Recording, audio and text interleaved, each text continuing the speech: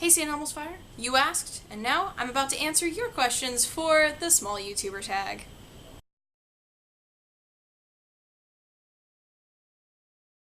I originally started making videos out of necessity? No, not really. I actually spent a lot of time watching uh, John and Hank and the Vlog Brothers, and I got very into a lot of gaming channels. I saw that there was this huge movement of creators on YouTube, and it was something that I really wanted to be a part of in some way. So for my college senior thesis, I created a YouTube show, and as part of that, I had to write a big giant paper. But the best part was I spent the first semester making a series of videos about gaming news, because that was what I was interested in, and I had to tie it back to journalism somehow. That show was known as the G-Cubed Show, and it is a very interesting project. It grew and evolved a lot in my 12 weeks of making videos. I think there was actually a grand total of 14 episodes. I learned a lot from that experience, but there's still a long way for me to go.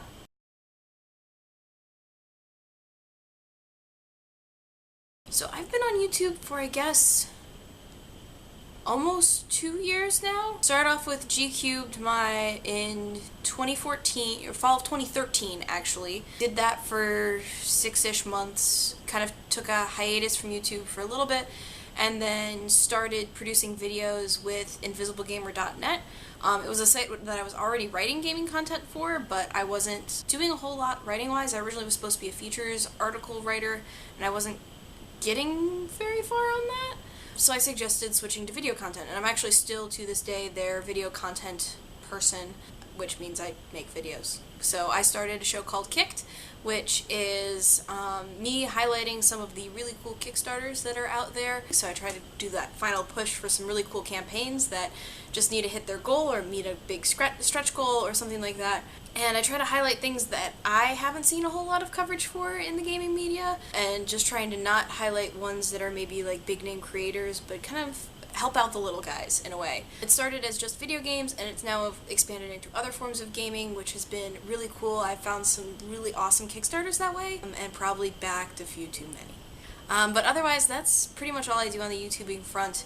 I actually am starting to collaborate with my boyfriend and his roommate. We haven't officially started this channel yet, but we're starting to shoot content. They've been kind of the big driving forces behind it. I kind of took a back seat and saying like, hey, I do all these other things. I don't mind making guest appearances, and I would love to do a series for you guys. But when that gets announced, I will let you guys know about it.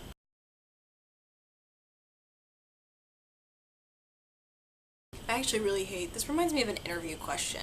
I hate this question because I don't actually know where I want to go. I would love to create a community and be able to communicate with a community, and I feel like I'm starting to do that with this channel, and I would love to have the opportunity to collaborate with more creators out there and do more adventures in YouTubing. I think that's what it kind of boils down to, is my channel and my creation from a YouTube standpoint.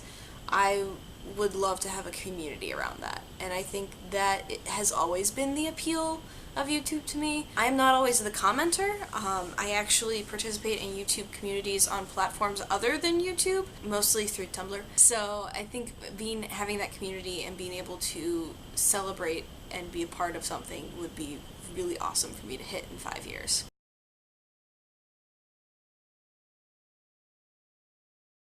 I don't think I have like some kind of grand overarching message to my videos. I am just trying to be as authentic as I possibly can, which has always been a struggle for me. I can be very open in person when it's just like me and another person talking. I can, spill whatever I feel comfortable spilling at the time. I think I struggle in being able to share a meaning. I have all of these causes that I think are very important. Social justice causes are important to me, but I don't know how to be part of that.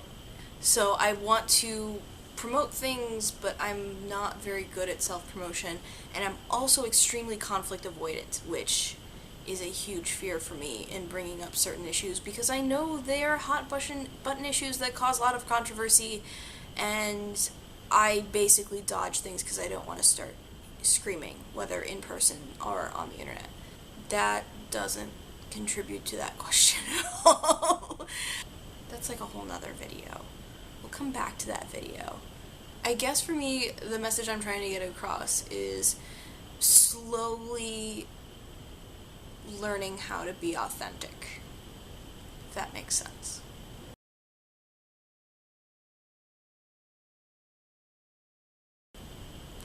I hope not. No, most of the people in my real life don't care about YouTube.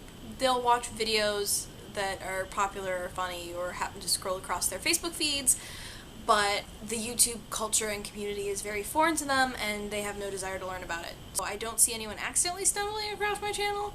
I do talk about it, but again, because I know that a lot of the spaces I'm in when it comes to real life, a lot of those people don't have an interest. I don't promote to those audiences, which is why I don't generally promote my videos on Facebook, because the only feedback I've gotten is from my grandmother telling me I need to wear makeup in my videos.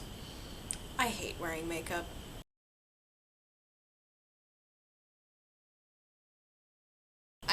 My main user channel isn't actually a channel. I have my personal YouTube account that I basically just use to follow things. Of the other channels I've been a part of, G-Cubed Show, which was my thesis project, was shorthand for the Geek Girl Gamer Show, which I thought was the cheesiest thing ever, but I couldn't come up with anything better, so I just shortened it to G-Cubed. The other two personas I tend to go by online are AE Brighter, which is kind of self-explanatory, Brighter Darker, which is the really bad last name pun, and then I use Cherry Scary, which is kind of my gaming persona everywhere else. Cherry Scary came from my friend's butchering of Italian.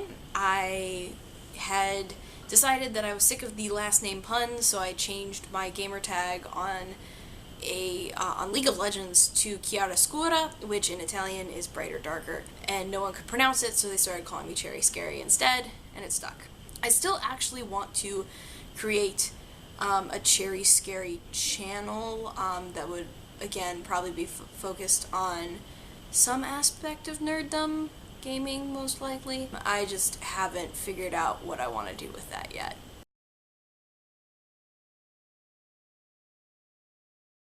I'm going with Maya's definition, that is less than 100,000 subscribers. I actually don't follow any hyper small YouTubers.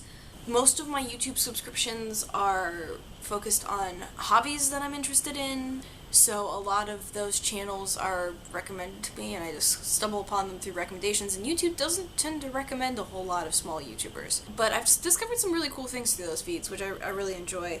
Some of the ones that do come in under 100,000 subscribers, Fistful of Dice is one of them. It's an awesome D&D channel. Matt is fantastic about explaining things. I've actually been using him as a great resource as I'm setting out on GMing for the first time and learning how to be a game master. He's got some really great how-to vids about campaign creation and coming up with ideas, as well as, you know, kind of guidelines on how to help keep your game under control while still letting everyone have a good time. I would also like to give a shout out to Mark Goldsmith. He is one of my close friends from college who recently started up his own gaming channel. He's off to a good start and he's on small scale, really small scale right now. Also shout out again to Invisible Gamer, because that's the other channel I work for. Tristan does a lot of great video content for us there. He's been doing a whole bunch of Let's Plays, which have been really fun to watch.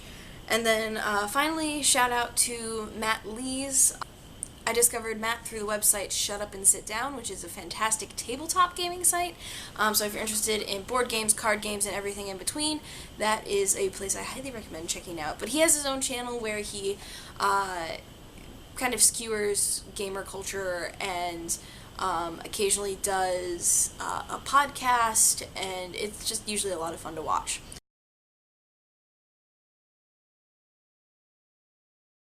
Yeah, no, I got no one else. That's all there is. There is no more.